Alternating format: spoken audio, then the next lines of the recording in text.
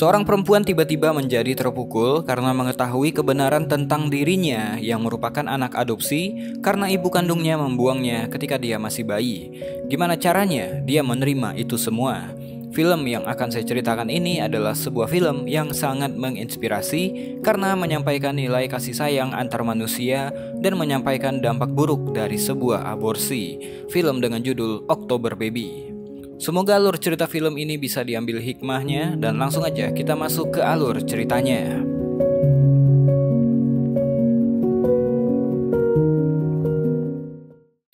Film ini diawali dengan seorang perempuan bernama Hana. Ketika itu, dia dan teman-teman sekolahnya akan melakukan pertunjukan dalam sebuah drama yang diadakan sekolahnya di sebuah gedung teater. Dia merasa sangat gugup, namun walaupun begitu, dia harus menampilkan performa terbaiknya untuk menghibur orang-orang yang hadir. Apalagi pertunjukannya itu akan dihadiri oleh kedua orang tuanya. Ayahnya bernama Jacob, yang merupakan seorang dokter, dan ibunya bernama Grace. Tibalah waktu pertunjukan. Awalnya, Hana memulai dialognya dengan bagus, namun tiba-tiba Hana mengalami sesak nafas dan kejang-kejang di atas panggung hingga membuat semua orang panik. Bahkan Jacob pun sampai naik ke atas panggung untuk membantu anaknya itu. Hana pun langsung dibawa ke rumah sakit tempat Jacob bekerja. Singkat cerita, setelah beberapa hari dirawat, Hana pun kembali sehat. Namun dia masih belum mengetahui sakit yang dia derita. Awalnya dia pikir karena demam panggung atau anxiety disorder. Apalagi sedari kecil dia nggak mengetahui sakit yang dia alami. Ketika dia bertanya pada Jacob tentang penyakitnya, Jacob mengatakan bahwa hasil tesnya akan keluar setelah beberapa hari lagi. Untuk itu, Hana disarankan tetap beristirahat di rumah. Karena perasaan yang dia rasakan, Hana pun mengatakan bahwa waktu itu dia serasa mau mati dan Hana menceritakan semua yang dia rasakan melalui buku hariannya. Hingga suatu hari, ketika Grace ibunya merapikan kamar Hana, gak sengaja dia membaca isi buku tersebut dan kaget ketika Hana sampai mau bunuh diri karena sakitnya itu. Grace dan Jacob kemudian memutuskan untuk memberitahu yang sebenarnya melalui seorang dokter yang menangani penyakit Hana dan mengatakan sesuai catatan dari medical record, Hana mempunyai riwayat penyakit epilepsi. Tapi mengingat gejalanya baru timbul sekarang, dokter mengira itu dikarenakan stres, kurang tidur, konsumsi narkoba, atau konsumsi alkohol. Namun Hana mengatakan dia selama ini menjalani hidup sehat tanpa alkohol dan narkoba. Jadi dia pun penasaran, gimana bisa dia tiba-tiba sakit seperti itu. Akhirnya dokter pun mengatakan yang sebenarnya bahwa dulunya Hana terlahir prematur. Ternyata Hana adalah korban yang selamat dari upaya aborsi yang gagal. Itulah yang menyebabkan kondisi kesehatannya bermasalah saat ini karena dia dikeluarkan sebelum waktunya. Mengetahui hal itu, Hana menjadi sangat sedih dan terpukul mengetahui fakta itu.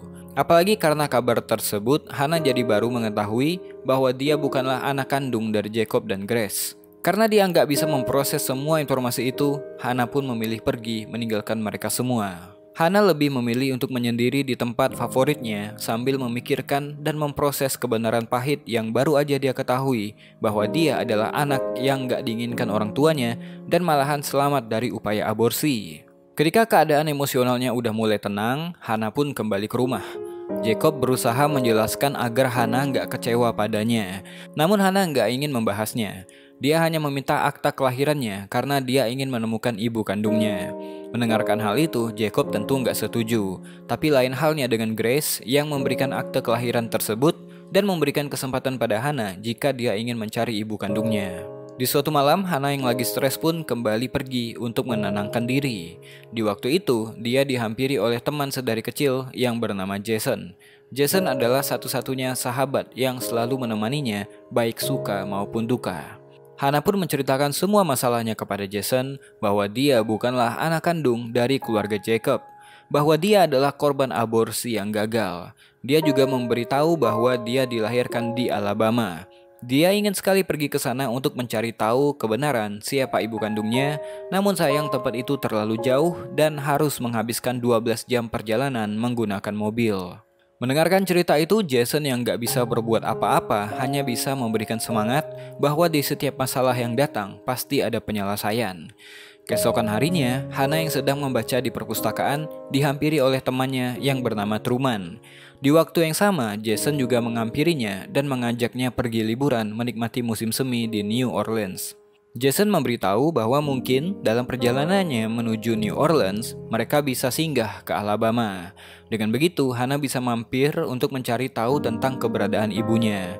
Jason pun mencoba meyakinkan Hana agar mau ikut serta, karena Jason gak mau Hana terus-menerus bersedih tanpa berbuat apapun. Namun niat baik Jason justru dianggap masalah oleh Jacob. Di sewaktu-waktu, Jacob pun menghampiri Jason untuk tidak mengajak Hana pergi karena mengingat Hana yang sedang sakit dan memperingatinya untuk nggak ikut campur dalam urusan keluarganya. Walaupun nggak disetujui Jacob, ternyata Hana tetap memutuskan untuk pergi secara diam-diam tanpa seizin orang tuanya. Lewat perjalanan itu, Hana yang dulunya merasa sendiri, kini sedikit merasa terhibur dan sangat bahagia bisa menikmati momen yang belum pernah dia alami sebelumnya. Ketika malam tiba, mereka pun memutuskan untuk beristirahat dengan berkemah di pantai. Yang bodohnya, membuat ban mobil mereka nggak bisa bergerak karena terbenam di pasir. Lagi asik nyantai, mereka malah kedatangan seorang polisi yang meminta mereka pergi dari tempat itu. Gak hanya itu, mereka ternyata melanggar peraturan dan akan didenda $5.000 karena tempat itu adalah tempat pelestarian penyu yang terancam punah. Perdebatan pun terjadi di antara mereka. Untung saja Hana berhasil meyakinkan polisi dengan alasan yang jujur bahwa mereka pergi ke Alabama untuk mencari ibu kandungnya. Untungnya dengan alasan itu petugas ini nggak jadi menyita mobil mereka, malahan membantu mengeluarkan mobil mereka dengan derek dari pantai itu. Setelahnya mereka pun melanjutkan perjalanan dan kali ini mereka harus mencari penginapan untuk beristirahat. Sesampainya di penginapan, Hana pun diminta untuk sekamar dengan pacarnya Jason yang bernama Alana. Sedari awal sebenarnya Hana tahu kalau Alana gak suka padanya, tapi dia gak punya pilihan. Ketika di kamar, Alana pun belak-belakan menuduh Hana memanfaatkan kesedihannya untuk mendapatkan simpatik dari teman-temannya. Mungkin ini dikarenakan Jason pacarnya yang lebih memperhatikan Hana di perjalanan mereka. Mendengarkan hal itu membuat Hana kesal dan memutuskan meninggalkan penginapan itu. Hana memilih untuk melanjutkan perjalanannya sendirian walaupun sempat dicegah oleh Jason, namun Hana tetap dengan keputusannya. Jason yang merasa bertanggung jawab pada Hana menyusul Hana dengan menyewakan mobil lain. Hana sangat beruntung memiliki sahabat sebaik Jason. Walaupun Jason harus bertengkar dan meninggalkan pacarnya, Jason tetap memilih peduli dengan Hana karena dia nggak mau Jacob menyalahkannya nanti. Dari perjalanan itu membuat mereka bisa menghabiskan waktu bersama dan melakukan hal-hal yang pernah mereka lakukan saat mereka masih kecil.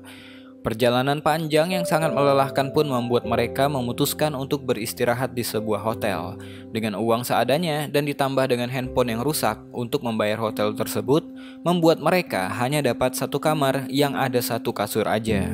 Lagi dan lagi Jason menunjukkan kepeduliannya terhadap Hana hingga dia rela tidur di bawah tanpa kasur agar Hana bisa istirahat dengan nyaman. Namun karena Hana merasa nggak enak dengan Jason, dia pun memutuskan untuk tidur di sofa lobi hotel. Namun Jason dengan kepeduliannya nggak membiarkan Hana sendirian. Dia pun menemani Hana di luar hingga mereka nggak memakai kamar yang udah mereka bayar. Was there a problem with the room? No. No. Keesokan harinya mereka pun pergi ke rumah sakit daerah Alabama. Namun rumah sakit tersebut ternyata udah tutup sejak lama. Mereka pun memutuskan untuk mendobrak pintu rumah sakit supaya bisa masuk ke dalam dan mencari berkas untuk mendapatkan informasi tentang ibunya. Namun siapa sangka perbuatan nekat mereka malah membuat mereka tertangkap dan dibawa ke kantor polisi. Sesampainya di kantor, Hana pun diminta keterangan oleh seorang polisi yang bernama Sersan Dodd. Hana pun menjelaskan maksud dan tujuannya. Supaya Sersan percaya, Hana sampai memberikan akte kelahiran miliknya. Seketika itu, Sersan menjadi teringat dengan tanda tangan yang ada pada akte kelahiran Hana yang sama persis dengan tanda tangan seorang perawat yang dia kenali. Namun dia nggak mengetahui kenapa perawat itu menandatangani akte kelahiran Hana. Sersan pun memberikan informasi bahwa yang memiliki tanda tangan itu adalah seorang perawat bernama Mary. Setelahnya, Sersan kemudian memberikan alamat Mary pada Hana. Hana dan Jason gak menyangka karena hal itu membuat mereka terbebaskan dari hukuman. Singkat cerita, mereka pun pergi ke sebuah alamat yang diberikan oleh Sersan. Hana gak tahu apakah Mary masih tinggal di alamat itu atau enggak. Tapi untungnya, Hana berhasil bertemu dengan Mary. Tanpa basa-basi, Hana langsung menanyakan soal akte kelahiran yang ditandatangani Mary. Di sanalah Hana mulai mendapatkan informasi yang jelas tentang ibunya. Menurut Mary, ibu kandung Hana adalah wanita yang sangat cantik yang waktu itu hampir berumur 18 tahun. Dia bernama Alyssa Porter. Alyssa dihamili oleh seorang pria yang baru aja semalam dia kenal di sebuah bar. Namun setelah cinta satu malam, pria itu menghilang dan Alyssa hamil. Alyssa yang masih ingin melanjutkan karirnya pun memutuskan untuk melakukan aborsi karena dia belum mengharapkan kehadiran seorang bayi. Dan dari cerita itu, Hana pun gak menyangka bahwa ibunya punya janin kembar. Ternyata Hana punya saudara kembar, namun sayang keadaan fisiknya cacat. Hampir seluruh tubuhnya rusak akibat dari upaya aborsi itu. Berbeda dengan Hana yang terlahir sempurna walaupun ukurannya sangat kecil. Yang gak disangka, ternyata Alyssa pun gak tahu tentang Hana yang selamat. Hingga akhirnya mereka berdua pun diadopsi oleh orang tua angkat. Siapa lagi kalau bukan Jacob dan Grace yang selalu peduli dan menemaninya di rumah sakit. Namun seiring berjalannya waktu, saudara Hana meninggal saat dia berumur 4 bulan. Sejak saat itu, Mary berhenti untuk menjadi perawat karena tahu apa yang dia lakukan adalah kesalahan. Untuk menebus dosanya, Mary pun memberikan alamat Alyssa kepada Hana yang diketahui saat ini Alyssa udah mengganti namanya menjadi Cindy Hastings. Cindy bekerja di sebuah firma hukum di kota itu. Mendengarkan semua cerita tentang ibunya pun membuat Hana menangis histeris. Bahkan dia juga menyesal karena semakin dekat mendapatkan jawaban justru membuatnya menjadi semakin terpukul. Jadi pada suatu hari, Hana pun memberanikan diri, menguatkan dirinya untuk pergi ke kantor Cindy. Sesampainya di kantor, ternyata Cindy lagi nggak ada. Dia pun diminta untuk menunggu. Hana yang gak sabaran pun menyelinap masuk dan akhirnya menemukan ruangan Cindy dan langsung masuk ke sana. Gak butuh waktu lama, seorang perempuan cantik pun masuk ke ruangan itu. Seorang wanita yang mirip dengan Hana. Dialah Alyssa atau Cindy, ibu kandungnya Hana. Cindy pikir Hana adalah mahasiswa magang. Tapi tanpa basa-basi, Hana pun segera memperkenalkan dirinya dan memberitahu tanggal lahir dan rumah sakit tempat dia dilahirkan. Mendengarkan hal itu, Cindy seperti mengingat sesuatu sambil menahan air matanya. Cindy pun langsung menyuruh asistennya untuk membatalkan semua janji pada hari itu. Hana pikir Cindy akan mengajaknya berbicara. Namun di waktu yang sama, suaminya masuk ke sana dan membuat Cindy berubah pikiran. Cindy bahkan mengatakan bahwa dia nggak mengenal Hana dan segera pergi meninggalkan Hana. Perlakuan tersebut tentu membuat Hana kecewa karena pertemuan itu nggak sesuai dengan apa yang dia harapkan. Ketika di luar, tiba-tiba aja Jason dan Hana kedatangan Jacob yang berhasil menemukan mereka. Tujuan Jacob tentu aja untuk membawa Hana kembali pulang ke rumah. Hana pun gak punya pilihan lain selain mengikuti keinginan ayahnya karena dia juga kecewa dengan sikap yang ditunjukkan Cindy padanya. Jason pun sempat melarang Jacob membawa Hana pulang karena dia beranggapan Hana berhak mengetahui semua tentang ibu kandungnya. Namun Jacob tetap dengan pendapatnya, bahkan dia juga meminta Jason menjauh dari kehidupan Hana. Saat di perjalanan pulang, Hana dan Jacob bertengkar hebat karena Hana sangat kecewa dengan ayahnya yang selama ini merahasiakan ini sejak lama. Namun Jacob berusaha meyakinkan Hana bahwa dia akan memberitahukan rahasia itu. Namun bagi Hana itu udah terlambat karena dia udah mengetahui semuanya, bahkan dia juga udah menemukan ibu kandungnya. Hana juga menanyakan pada Jacob soal saudara kandungnya. Pertanyaan itu membuat Jacob gak bisa mengelak lagi. Untuk menenangkan Hana, Jacob akhirnya memberitahu Hana bahwa saudaranya yang meninggal mereka namakan Jonathan. Jonathan. Your brother's name was Jonathan. Setelah mengetahui itu, Hana pun menjadi luluh dan berhenti marah pada Jacob karena dia merasa udah menemukan jawaban yang lengkap dari semua pertanyaan yang ada di dalam pikirannya. Di suatu hari, Grace pun memberitahukan cerita yang sebenarnya. Sebelum Grace dan Jacob mengadopsi Hana dan Jonathan, Grace menunjukkan foto sewaktu dia hamil bayi kembar dengan umur kandungan yang masih 20 minggu. Namun dikarenakan janinnya nggak berkembang, Grace harus kehilangan calon bayinya. Dari kejadian itu, Grace pun pergi ke sebuah gereja untuk berdoa dan mencari jawaban. Dan setelah dari sana, dia pun mendapatkan anugerah di saat dia kehilangan sesuatu. Justru Tuhan segera menggantinya dengan menemukan Grace pada bayi kembar yang terbuang di saat dia menjadi relawan di pusat krisis kehamilan. Di sanalah Grace dan Jacob menemukan Hana dan Jonathan dan memutuskan mengadopsi mereka karena Grace nggak mau Hannah dan Jonathan bernasib sama dengan anak yang dia kandung. Dari kejadian itu, Hannah pun penasaran dengan gereja yang Grace sebutkan. Dia pun pergi ke gereja tersebut untuk mencari jawaban dan melepaskan semua hal-hal yang mengganggu dirinya selama ini. Di sanalah dia bertemu dengan seorang pastor. Hannah menceritakan semua kejadian yang dia alami akhir-akhir ini. Dari cerita itulah Hannah mendapatkan pencerahan dari pastor bahwa setiap manusia pasti Tuhan ampuni dosanya. Maka dari itu, manusia juga wajib untuk saling memaafkan dengan sesama. Karena kebencian hanya menambah beban hidup, jadi lepaskanlah. Dan hanya dengan memaafkan, kita bisa terbebas dari semua masalah. Sebelum pergi dari sana, pastor itu menyarankan Hannah untuk menjalani hidup seutuhnya. Keesokan harinya, Jacob pun mendatangi Hannah untuk meminta maaf karena kesalahannya selama ini. Di kesempatan itu juga, Jacob mengajak Hannah pergi menemui ibu kandungnya untuk menyelesaikan masalah yang belum sempat terselesaikan. Namun kali ini, Jacob ingin berada di sana bersama Hannah. Sebelum itu, Jacob mengajak Hannah pergi ke makamnya Jonathan, saudara kandungnya Hannah. Di sana, Jacob memberitahu semua tentang Jonathan. Jonathan terlahir dengan banyak kekurangan. Dokter pun mengatakan gak ada aktivitas dalam otaknya. Namun Jacob sangat yakin bahwa akan ada keajaiban untuk Jonathan bisa sembuh. Dan banyak alasan yang gak bisa dijelaskan mengapa dia gak memberitahukan semuanya pada Hannah. Namun Hannah yang mendengarkan semua cerita tersebut kini menjadi mengerti dan memilih untuk gak mempermasalahkannya lagi. Justru sekarang Hannah yang berterima kasih karena udah diberikan jawaban yang dia cari-cari selama ini. Singkat cerita, mereka berdua pun kembali berangkat ke Alabama dengan pesawat untuk pergi ke kantornya Cindy.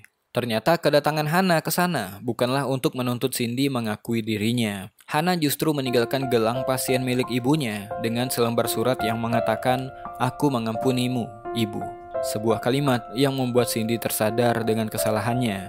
Dari melakukan aborsi untuk kepentingan dirinya sendiri, hingga dia bertemu dengan anaknya yang sudah dewasa pun, Cindy tetap gak bisa menganggap bahwa Hannah ada. Namun meskipun begitu, Hannah dengan lapang dada tetap memaafkan ibunya. Setelah semua selesai, Jacob merasa ada satu masalah yang harus dia perbaiki. Dia pun menelpon Jason dan meminta maaf atas perkataannya yang kemarin. Apalagi udah berpikir negatif tentang Jason yang ternyata selama ini Jason lah yang memperlakukan Hannah dengan sangat terhormat. Jacob pun kemudian meminta Jason untuk tetap menjaga Hannah. Dan dengan yakinnya, Jason mengatakan pada Jacob bahwa dia mencintai Hannah. Karena udah dapat lampu hijau dari Jacob, Jason pun segera menelpon Hannah dan mengajaknya berkencan hingga membuat Hannah menjadi kegirangan dan sangat senang mendapatkan ajakan tersebut. Singkat cerita, mereka pun pergi berkencan ke tempat teater. Waktu itu karena Jason ingin Hannah menyelesaikan aktingnya. Walaupun terlihat sederhana, namun itu adalah hal yang Hannah senangi. Mereka yang dulunya hanya sebatas sahabat dari kecil, kini menjadi saling mencintai.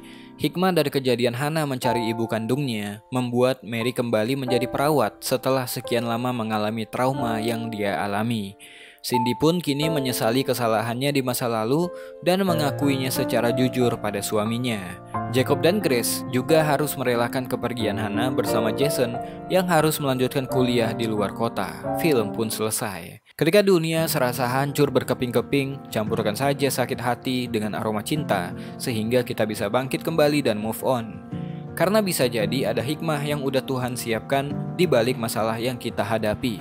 Setiap manusia pasti Tuhan ampuni dosanya, maka dari itu manusia juga wajib untuk saling memaafkan dengan sesama. Karena kebencian hanya akan menambah beban hidup, jadi lepaskanlah. Hanya dengan memaafkan kita bisa terbebas dari semua masalah. Mungkin itu aja buat video kali ini. Saya AB Saputra, to be continue. Jangan bosan jadi orang baik.